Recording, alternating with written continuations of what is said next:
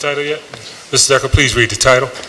Bill number 170963, an ordinance amending section 6301 and 6503 of the Philadelphia Code, entitled respectively Food Establishments and Licenses and Permits, to revise licensing requirements relating to food establishments, including requirements relating to restroom facilities, service, and seating. Thank you, Mr. Decker. Chair recognizes Councilwoman Bass. Well, thank you, Mr. President.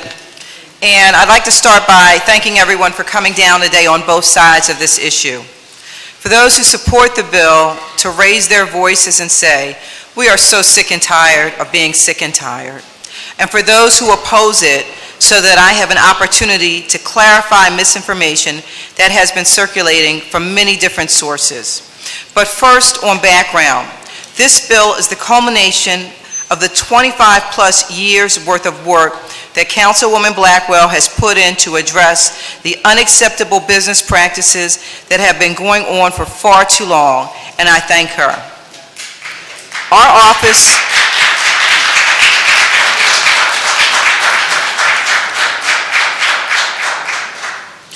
office has worked on this matter for several years now, desperately trying to work with stop-and-go owners in my district to change their business model, which was met with silence from these operators. And in October 2016, we arranged a tour with L&I Commissioner David Perry, Health Commissioner Tom Farley, former Fire Commissioner Derek Sawyer, representatives from the Philadelphia Police Department, and staff from Liquor Control Enforcement. That tour left the attendees flabbergasted. We asked for help, and it was delivered in the form of this bill.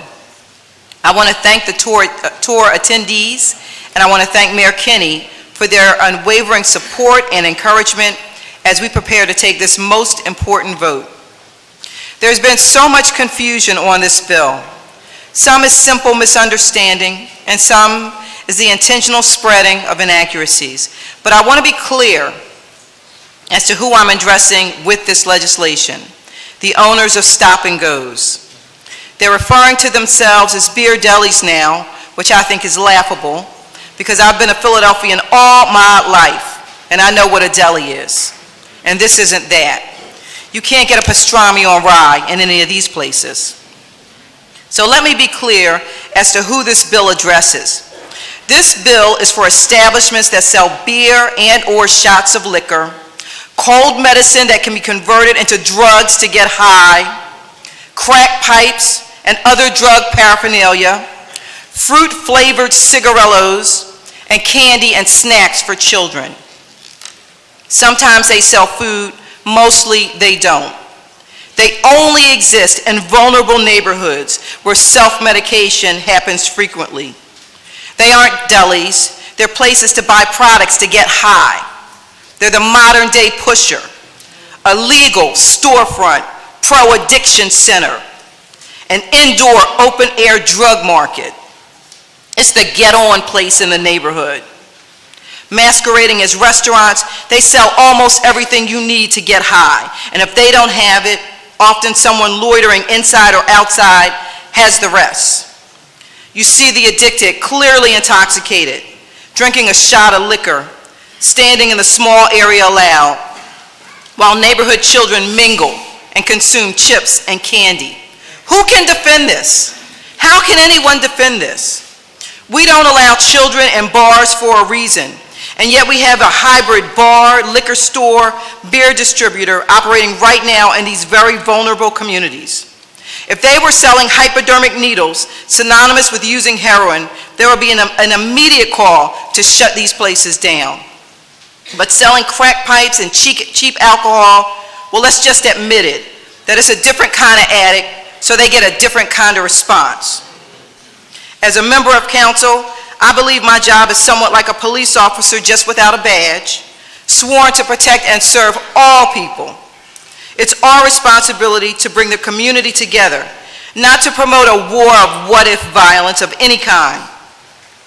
Our job is to bring forth solutions and peace in the communities we serve, and not irresponsibly incite even the potential of violence and division. What seems to be forgotten here is that these businesses have licenses to operate as restaurants, and that is what this bill is requiring them to do. That's not what they are right now. When was the last time you got a serving of NyQuil at a restaurant? But you can get it at these establishments. I've never heard so many people defending a group of businesses that were primarily focused on selling people things that would allow the continuance of an addiction, all under the guise of safety first. Well, let me be the first to tell you that you've been had. Now, I have no doubt that safety is a real concern, a significant concern.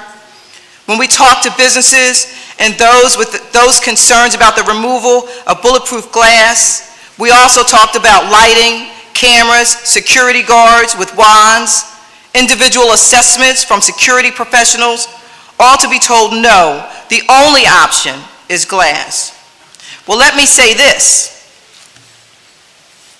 I have an agreement that was signed by Mr. Chu and Mr. Murphy, representing the Asian American Licensed Beverage Association, or known as ALBA. It's an agreement dated December 16th, 2004, nearly 13 years ago to the day, in which they agreed to hire security guards. It's signed by the very people who now say no to security guards. This document, which Councilwoman Blackwell worked on since 1993, 25 years, this document states that they will stop selling drug paraphernalia. It reads, ALBA, through its members, shall no longer sell items that are associated with the use of illegal drugs. These items include, but are not limited to, rolling papers or cigar wraps that can commonly be used for rolling tobacco, any forms of glass stems that are used for pens, straight shooters, or roses. And as it becomes apparent over time, any product that can be primarily used for drugs. What it doesn't say is that those papers are currently used for smoking marijuana and other substances. And what it doesn't say is that those forms of glass stems are used as crack pipes. It also states, regarding education and training, that ALBA shall assist its members to seek out and successfully complete responsible alcohol management training programs, which essentially means that you have to know when to cut people off. You can't serve people who are visibly intoxicated. Regarding safety and security, it reads, members' locations that have experienced a pattern of high levels of criminal activity as determined mutually by the ALBA and the community groups shall submit a security response plan to ALBA, including but not limited to the use of increased community town watch personnel on a volunteer basis, if available, and/or the deployment of private uniformed security personnel in the immediate vicinity of the licensed premises on a regular and continuous basis if the need arises. That's in their document. The bylaws attached to this document further states that ALBA will, among other things, completely abolish the sale of loose cigarettes, completely abolish the sale of new and unused glass vials, which are frequently used as drug paraphernalia, specifically for the packaging of crack cocaine and PCP for illegal street sales. This is in their document. A security and surveillance video camera that shall be maintained to cover the interior area of the front entrance, seating area, and counter area of the premises. Bathroom use shall be limited to employees and paying customers only. The bathroom shall remain locked at all times in accordance with city health ordinances. A bathroom key shall be provided to a paying customer upon request and upon the discretion of the store manager only. The licensee shall take all necessary and reasonable steps to enhance the percentage of food revenue on the premises, including the immediate advertising of food specials on the menu, the reasonable pricing of food items on the store menu, and the immediate price increase of takeout malt beverages, especially single 40-ounce containers of malt beverages for on and off-premises consumption. And the continuing effort to ensure that minors neither purchase nor consume alcohol, the premises shall immediately acquire and maintain an identification verification machine in the front counter area and shall be utilized by all employees whenever a valid identification is requested and produced by the customer. All licensees and their alcohol-serving staff shall immediately undergo and successfully complete the Pennsylvania Liquor Control Board-sponsored Responsible Alcohol Management Program training. A valid certificate of completion shall be posted in a conspicuous location on the premises. Operating hours shall be curtailed. Licensees shall close for business on or before 1 a.m. from Sunday night through Thursday night and 2 a.m. on Friday night and Saturday night.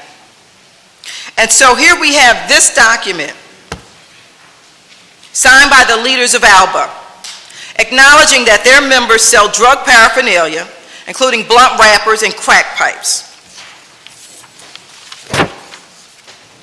Acknowledging that their members need better training and to be more responsible regarding serving alcohol. Acknowledging that their members sell products, other products, to get you high, cold and allergy medicines, etc. Acknowledging that their members would hire security guards. My question to Alba is, how much of this have you done? Some of it? Any of it? I think I have the answer. None of it. You found out you didn't legally have to do it, so you did nothing, except staying the neighborhood get-high spot in the area. Here is what you did. You came to council, Mr. Chu and Michelle, the owners of Wayne Junction Deli, and you brought with you someone that we met in your establishment that admitted he sold Lucy's in front of the Channel 6 news crew that was with us. And you're the owner of this establishment and the leader of this organization. You created a culture and climate of foolishness in your business and in city neighborhoods. You preyed upon addicts, people with a habit, a dependency that forced them to seek you out. This is not a willing customer. How many lives were destroyed by your encouraging hand? Those who oppose the bill have said to me, that I could have blood on my hands. But you do have blood on your hands. The blood of the thousands that have and continue to fight their addiction every day, and the blood of those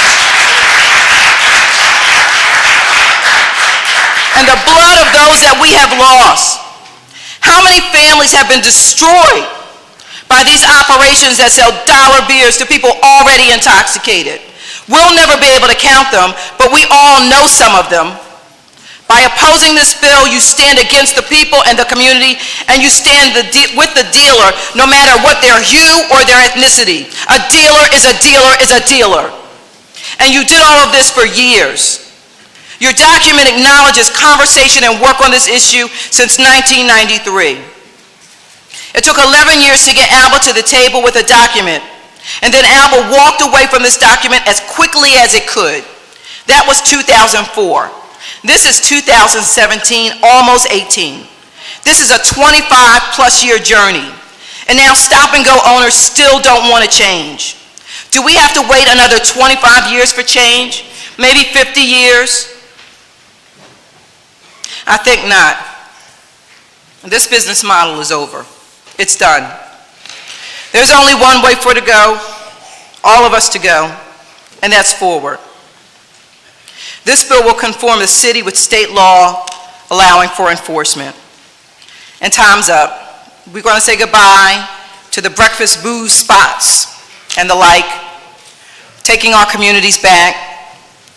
You are invited to join us, or you can make your decision not to. But what was is just that, what was in past tense. There's no looking back and there's no going back. There is only going forward. This is a forward march, and we're all going. Black, white, brown, Asian, it doesn't matter. We're all going. We're all moving Philadelphia forwards, all neighborhoods together. Some are going to walk, some are going to have to be pulled forward, but we're going to stop leaving Philadelphia neighborhoods behind, and it starts now. Thank you, Mr. President.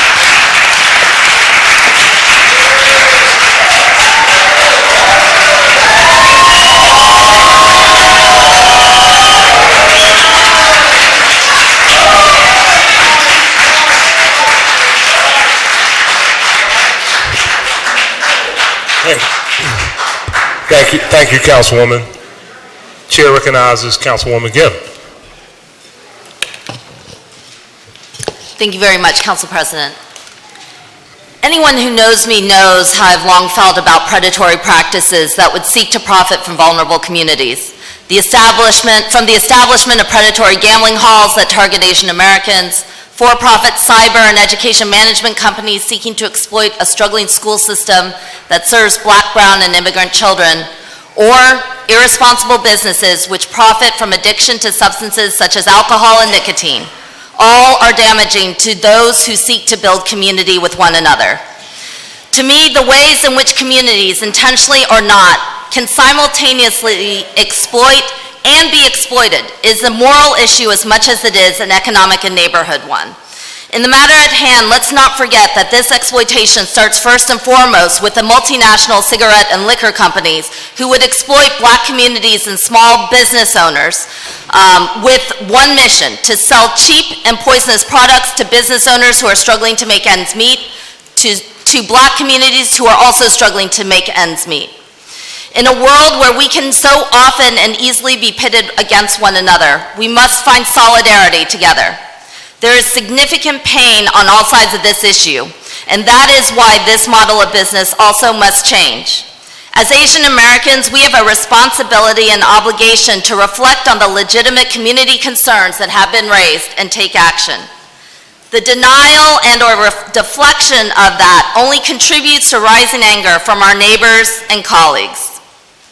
With the current amendment in place, this bill does not require the mandatory removal of protective barriers, and it creates a careful and deliberative process for making decisions that impact the safety of members of all our communities. I want to thank my colleagues and the sponsor of the bill for their work on this amendment.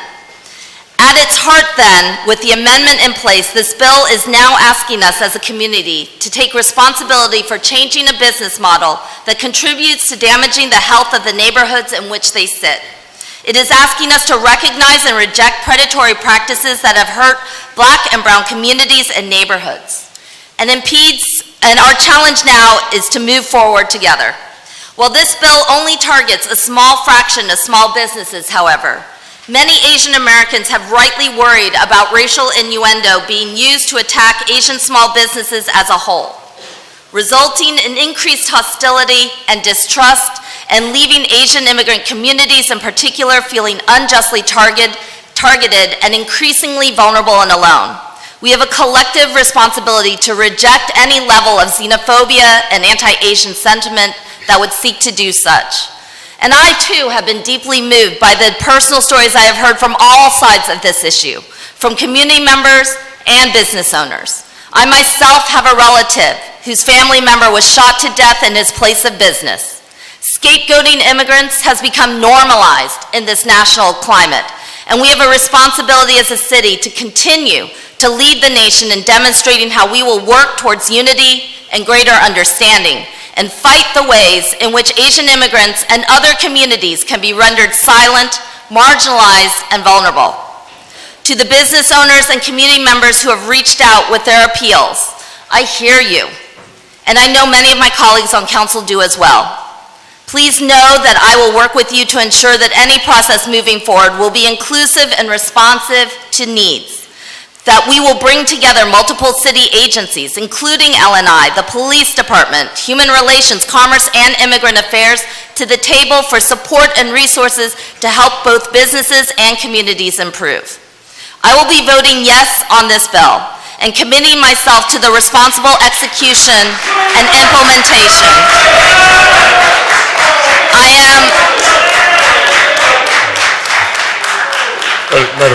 am firmly of the belief that diverse and integrated communities are key to Philadelphia's future, and that future must also be centered around sustainable business practices that see the safety and well-being from the perspective of all its members. It is, as the councilwoman said, our path forward. It calls us to come to the table with one another and find our way through this, however challenging, together. Thank you. Thank you, Councilwoman.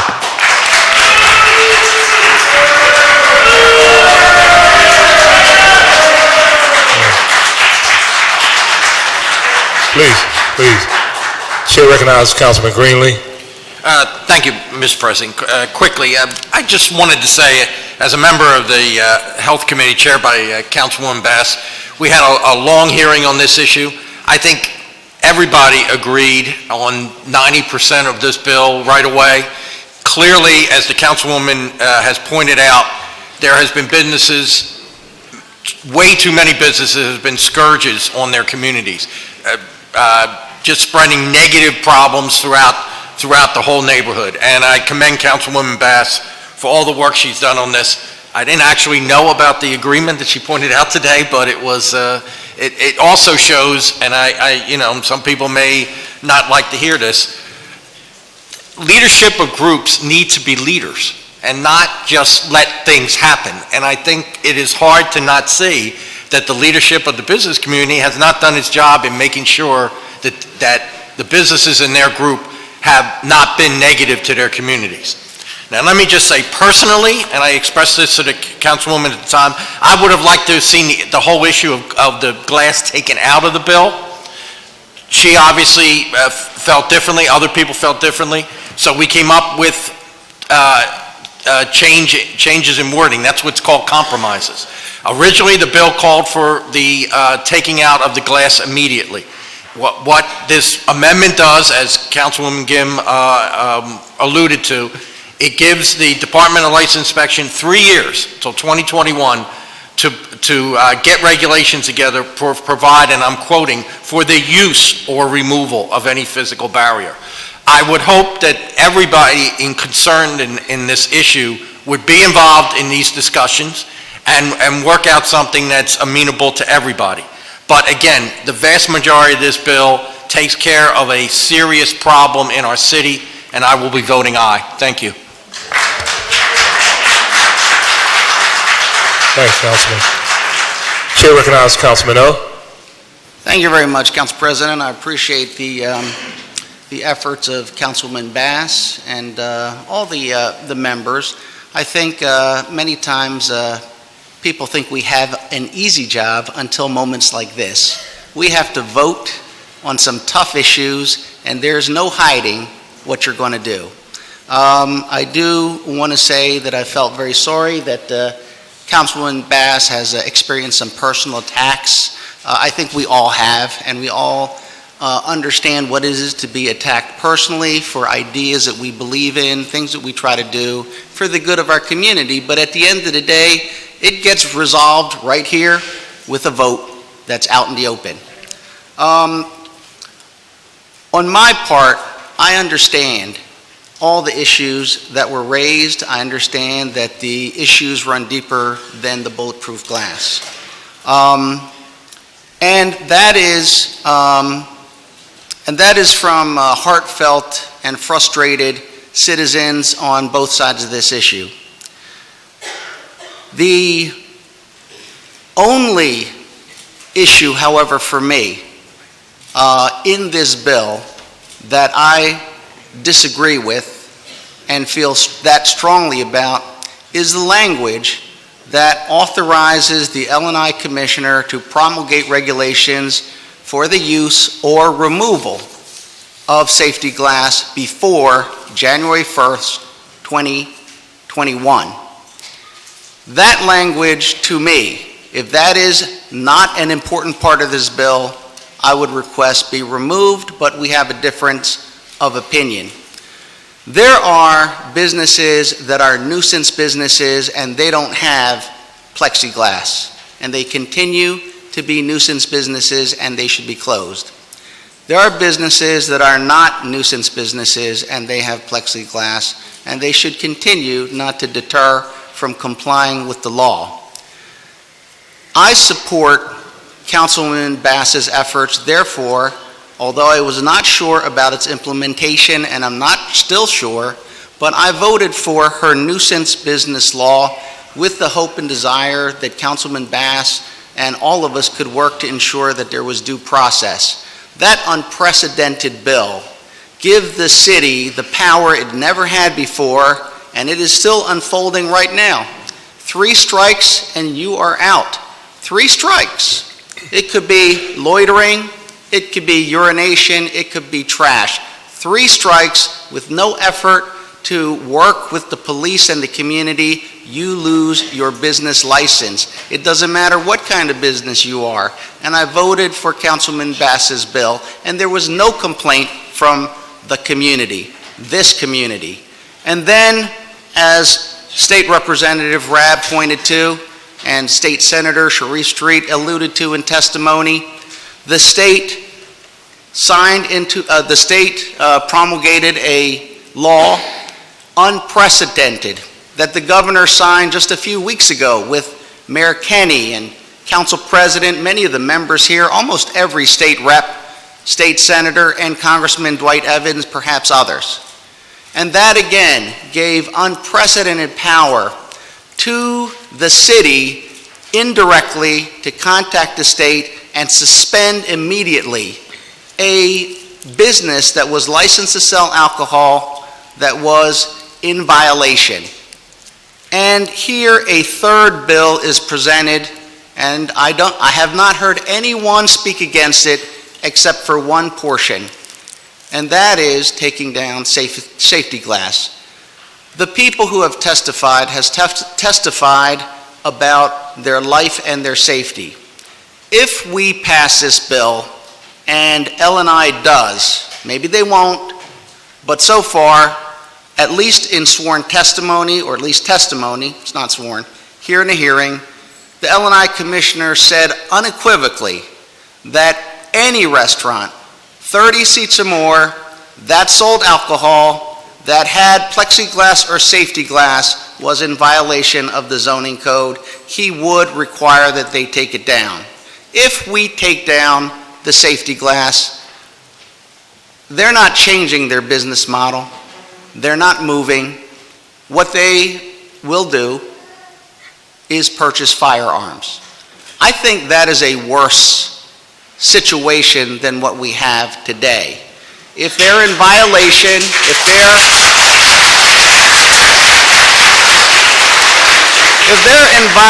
if they're not in compliance, then they should be shut down, and they have supported these laws. But the reason they're here today is because they're concerned for their life, their loved ones, their customers, and their stores. I have no problems supporting anything that has to do with compliance, closing businesses. If there are 27 stop-and-goes in Council Bass's district that are in violation, then close them all. If they're not in violation, then we cannot close them. But what I would say is taking down a safety measure that is purely defensive, to me, would increase crime. I think about the fact that the store owners who don't have safety glass are typically armed in these types of businesses. They don't all have safety glass. The ones who have safety glass are not armed, but they put their faith in the safety glass. If you take it down, they may be armed, and I think it's a dangerous thing to have a frightened person with a firearm. What I would consider in this situation is to what extent people are angry and frustrated, even rightfully so. But I would not expose anyone to harm of body or life. Even if they're a nuisance business, we need to be about shutting them down, getting them to compliance, closing them. But I would not expose them or anyone else to the risk that they would be killed or someone who kills someone else. Thank you.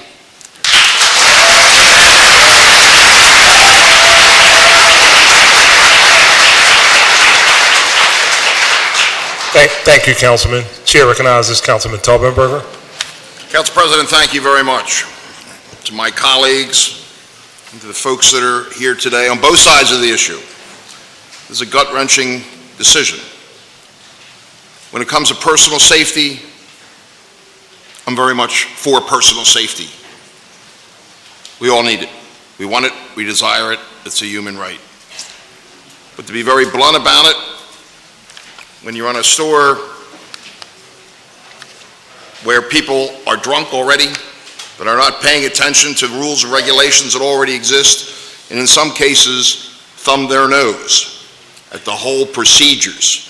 The fact that the Committee on Health, Public Health that I serve on, along with colleagues led by Councilwoman Bass, spent a considerable amount of time on this very issue. After reaching that agreement, the fact is it's a different bill. Scare tactics have been used and said the glass is coming out. Well, when you really look at the language, it's continued use or removal. So I think both sides of the issue can discuss this further. So after much deliberation, going out into the field itself, talking to store owners, talking to neighborhood representatives, I joined Councilwoman Bass in voting aye for this bill.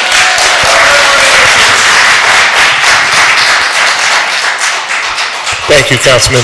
Chair recognizes Councilman Don. Thank you, Council President. Welcome. I want to thank Councilwoman Bass for bringing this issue to light, because it is a problem. And for those out there attempting to spin this issue to undermine Councilwoman Bass or make an attack on her character, it is wrong and unacceptable, and no one should tolerate that. And I am sorry that that's happening. The word deli is an abbreviation from the word delicatessen. And I should know that because I own a delicatessen called Schlesinger's. And we don't have any alcohol in this delicatessen, okay, or deli. We have food, we have corned beef, we have pastrami, we have turkey specials, and latkes right now. But this week on Tuesday, I took a tour of 5 of the stop and goes in this area, 2200 North Broad, and they're all called delis, by the way. 2856 North 22nd, 2708 West Allegheny, 4523 Wayne, and 4900 Wayne. And I didn't see any delicatessen that I'm familiar with in those locations. What I did see were selling of alcohol, and it's like liquor stores. And many of them are violating the laws. In fact, the last one I went to barely had a menu to order food from. I went into each one of them and asked for food. I'm in favor of this bill, but my issue is one paragraph, and that is number G. But I am in favor of the bill, but not with paragraph G in there. I wanted to share with you my thoughts on this, because I will be voting no, only because of paragraph G. Everything else, I'm 100% agree.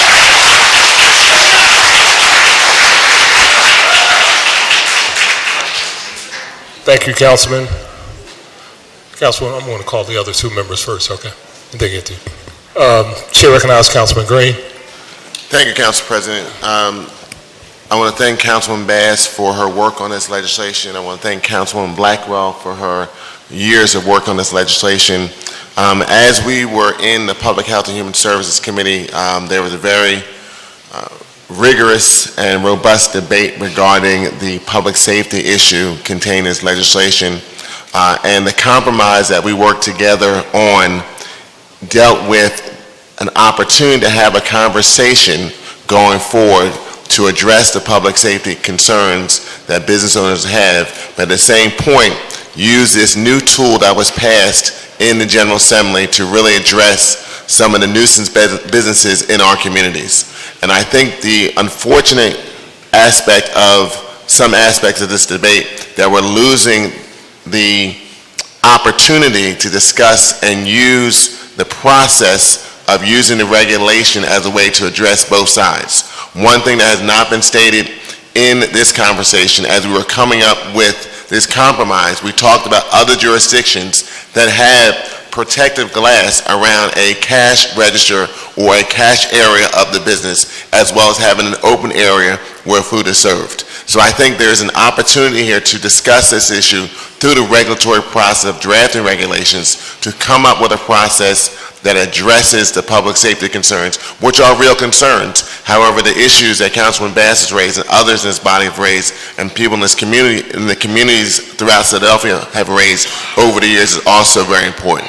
So although I've raised this issue, and I know other members have raised this issue, I'll be supporting this legislation, but just because I'm supporting this legislation does not mean I'm not ignorant of the fact of the public safety concerns, and I think all the members of this body, as well as others, I've had numerous conversations with the administration and how we work together on the regulations to address the public safety concerns on this matter. Thank you. Thank you, Councilman.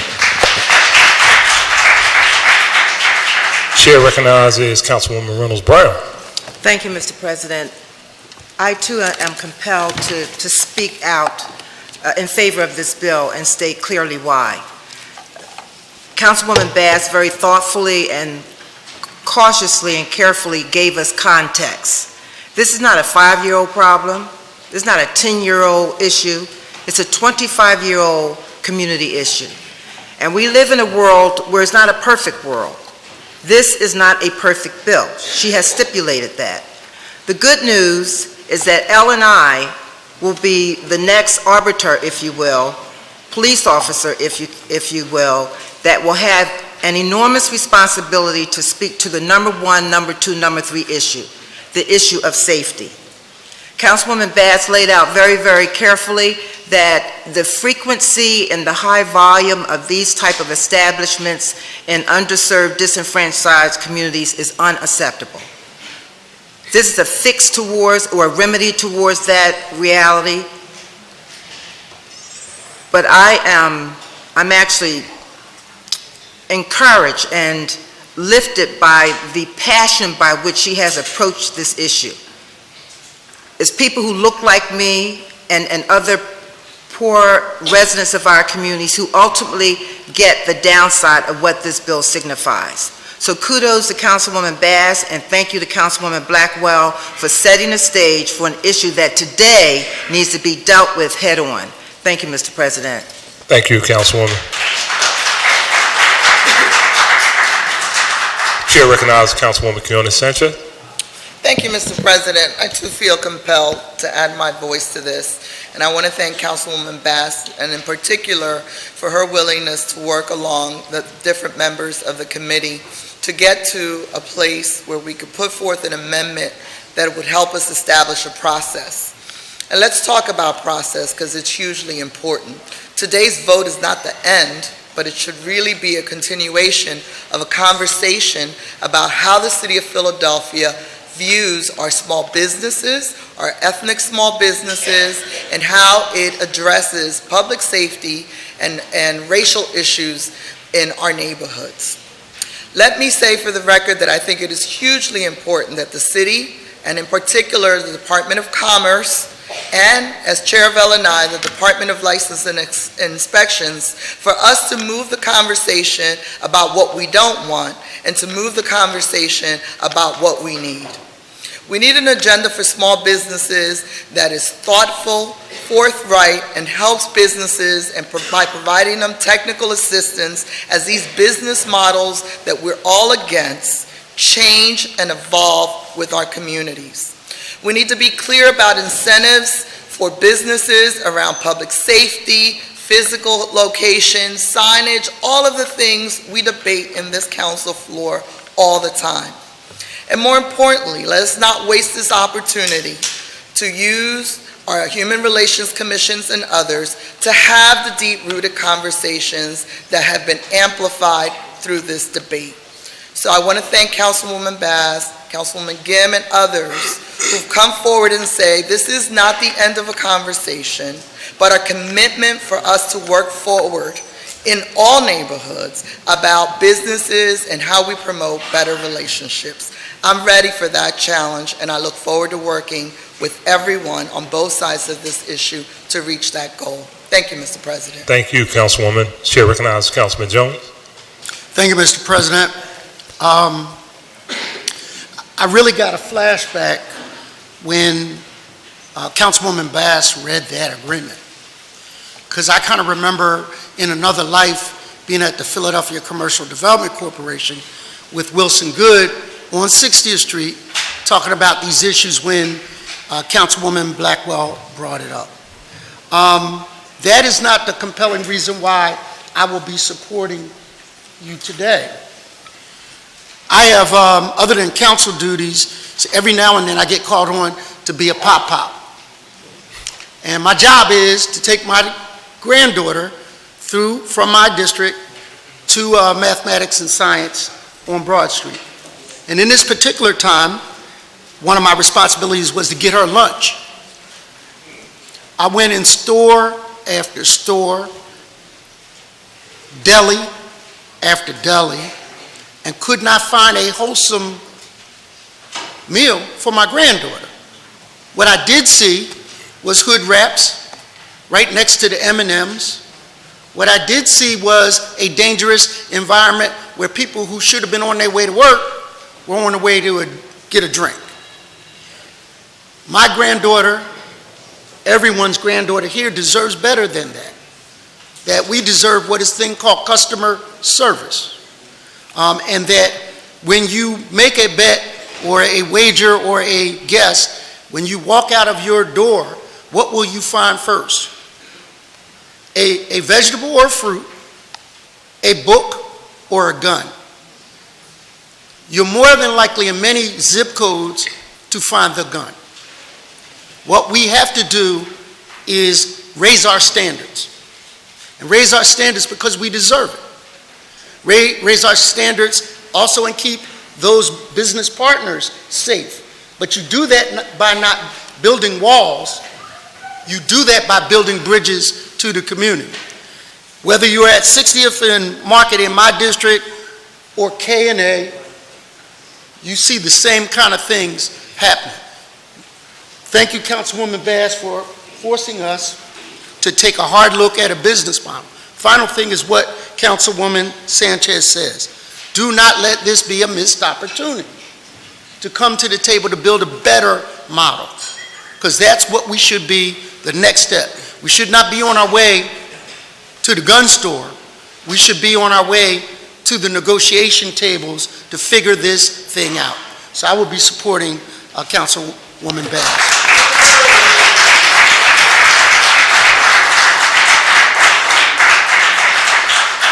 Thank you, Councilman. Chair recognizes Councilwoman Bass. Thank you, Mr. President. Number one, I wanted to thank all of my colleagues, and I want to thank them for those who are supporting and not supporting the bill for, coming to my aid regarding, any personal attacks. But, I'm a North Philly girl, so I'm good. I'm not even, I know who I am, so, you can say what you want to say. But I do want to say to my friend David O. that you can't say that you're sorry for the attacks that I have, and at the same time give misinformation. Because one of the things that was stated today was that L&I Commissioner David Perry, who's an excellent commissioner, said he'd remove plexiglass. And we had this conversation yesterday. That statement was made before the compromise. So we have to put out the correct information at all times. When we know better, we have to do better. And we have a responsibility as members of council for making sure that the information that's presented is correct. So I just wanted to say that, that going forward, we need to, stop quoting previous comments that were made before the compromise, before the bill was amended, because obviously what was said before has changed based on the new legislation. So, thank you. Thank you, Councilman. Councilman O.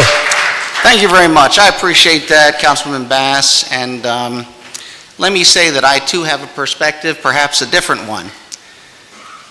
When we had the hearing, almost 150 citizens were turned away, members of the Asian American community. They could not get in the door. They were left outside in the cold, senior citizens and children. They were told they could not sign in. They were told the room was full. They were told they couldn't come up the steps. We didn't know what to do with them. And so we prepared today. When they were up in the balconies, they were told you couldn't show your signs. And when they were at the hearing, they have limited English. And there was an hour break, and this group of business people was hoping for amendment. The amendment would be to take out the language that would force them to remove their safety glass. And what happened was the council committee came back and announced an amendment, and they all applauded. What they didn't know was that the council committee, the amendment, changed the wording, but kept the content. The content is the same, and whatever conversation the L&I Commissioner had with anyone, it certainly wasn't public, it wasn't recorded, and I didn't hear it. What I do have is his transcript, where he said very clearly that no restaurant with 30 seats or more should have safety glass, and that he would take it out, and beyond that, it's a violation of the zoning code. So I'm pretty sure he intends to take it out. That may change. That may change. But what I would say is, whether you say the number 10 or you say 5 plus 5, it's the same thing. And to me, what was done was language change, content kept, and it was pushed off on our L&I Commissioner. And the people in this room, most of them who don't speak English very well, did not know what happened. And they left applauding and clapping. Now that's my perspective. We're talking about working together. That's the only choice that there is left, and I hope it's a productive one. Because at the end of the day, I do think that it is better for us to look forward, how we can work together positively. We have some sharp differences, but we should try to come together for the good of the community. Thank you.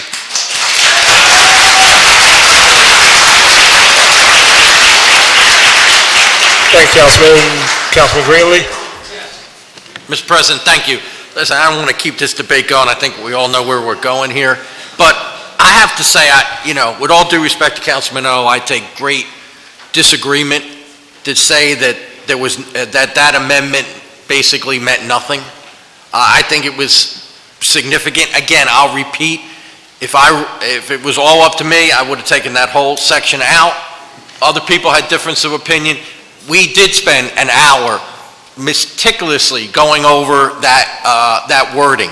We can all have we could change words all over the place, but I firmly believe that there's a huge difference between saying something is supposed to come out right away and saying that we're going to take as much as 3 years to try to promote regulations for the use or removal. Use or removal. I think I'm smart enough to know the difference. That's a big difference between remove the glass.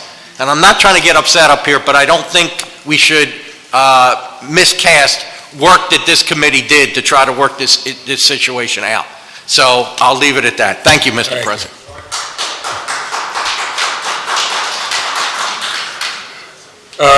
Chair recognizes Councilwoman Parker. Thank you, Mr. President.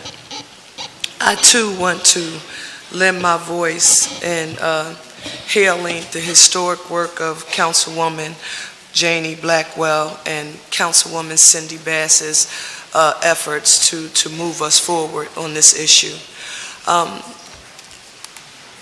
I want to state, Mr. President, that when we just finished a debate last year relative to revenue generation in this city, and during that time it was about the beverage tax, we heard an argument about the overwhelming impact that this tax was going to have on low-income communities. And during that time, some may remember that I became visibly frustrated and angered, and I said, every time we're talking about a low-income community or wherever people live where there's a lower socioeconomic status, we are talking about them as if they are consumers. We are never talking about them from the perspective of why don't they own the neighborhood corner stores in the neighborhoods that they live in. With that being said, I too want to note for the record that if we allow the opportunity to sort of encourage and re-educate people in our neighborhoods about the importance of accessing ownership and control of land and businesses in their community so that they can begin to do what was done when many of these neighborhoods were in much better shape than they are now, years ago. It's my hope that we will look at existing city resources. Councilwoman Quinones Sanchez, I think you hit the nail on the head when you talked about commerce, when you talked about PIDC.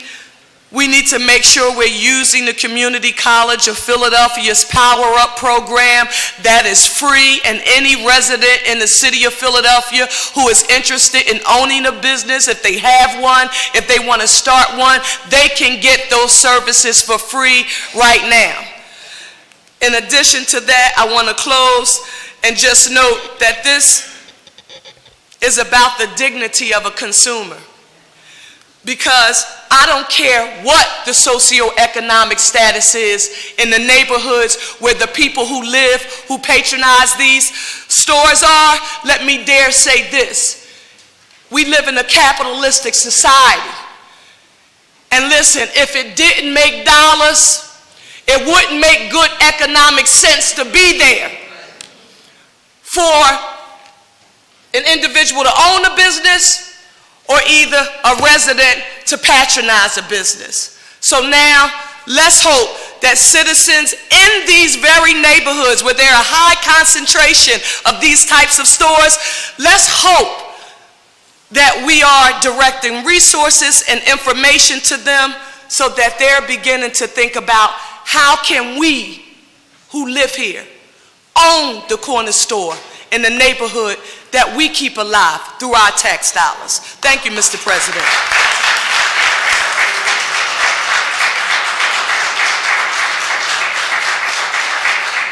Thank you, Councilwoman. Chair again recognizes Councilman O. Thank you very much, Council President. I will just say that Councilman Greenlee, you and I will disagree. I respect your perspective, but I can read, and I am an attorney, and I do have my own opinion. So we'll just disagree on that fact. I will also say that many of the store owners do live in the community, and if they are, in fact, running a business that is poorly managed or hurtful, then they should be closed. And that has been my point.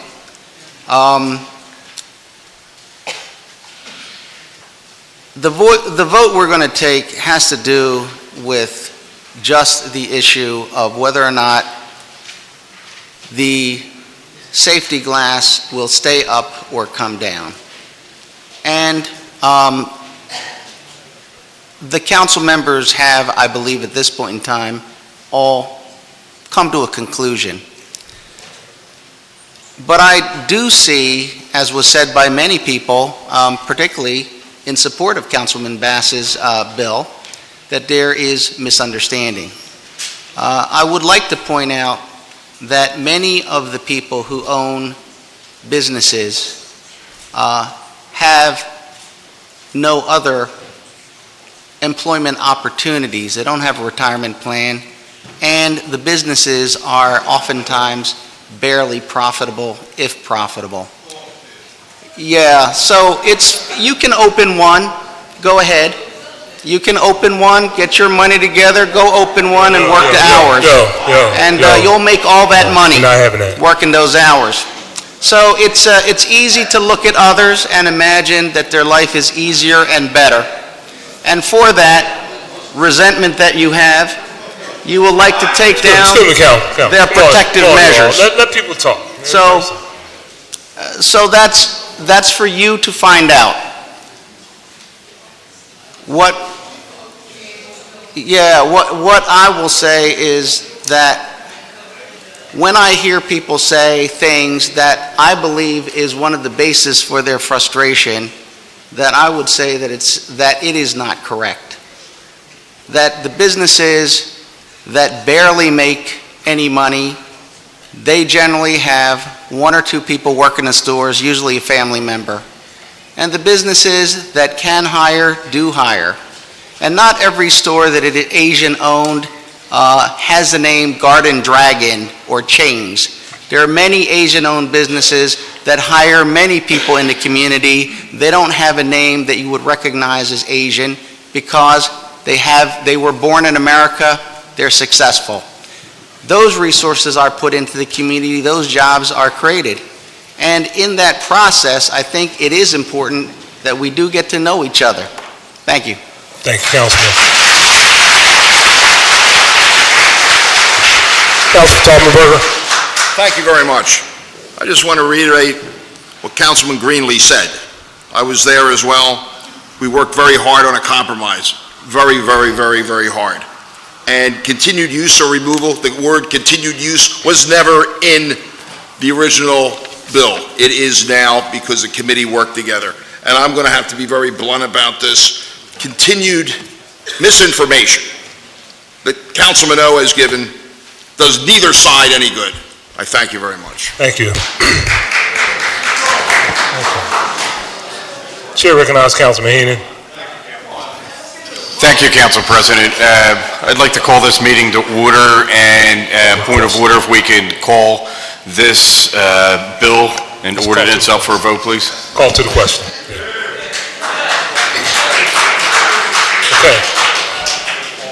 Okay, title has been read on bill number 170963. Mr. Decker, please call the roll. Oh, I'm sorry. Hold on. Forgot what I was supposed to say. It's been so long. This bill has been heard on 2 separate days. The question is, shall the bill pass finally? Mr. Decker, now call the roll. Councilwoman Bass. Councilwoman Blackwell. Councilman Dom. Councilman Green. Councilman Greenlee. Councilwoman Gim. Councilman Heenan. Councilman Johnson. Councilman Jones. Councilman O'Neill. Councilman O. Councilwoman Parker. Councilwoman Gunnarina Sanchez. Councilwoman Reynolds Brown. Councilman Squilla. Councilman Taubenberger.